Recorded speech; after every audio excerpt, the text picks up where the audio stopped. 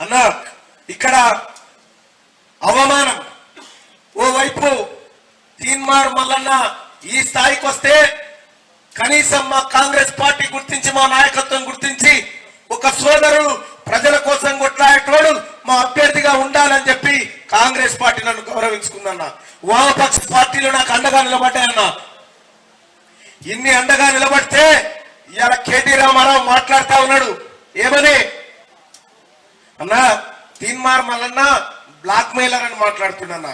నా ఆస్తులు ప్రభుత్వానికి రాసిచ్చినన్నా బ్లాక్ మెయిలర్ ఇట్లుంటాడా అన్న ఎక్కడన్నా? ఒక్కసారి ఆలోచన చేసుకోండి.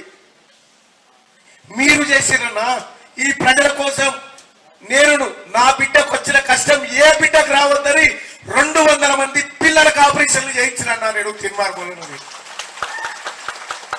ఇలా ఈ రకమైనటువంటి విధానంతో నేను ముందుకు పోయి నేను రైట్ టు రీకాల్ పెడతా అని చెప్పినన్నా. మీకు దమ్ముందా అది పెట్టే సోదరులారా?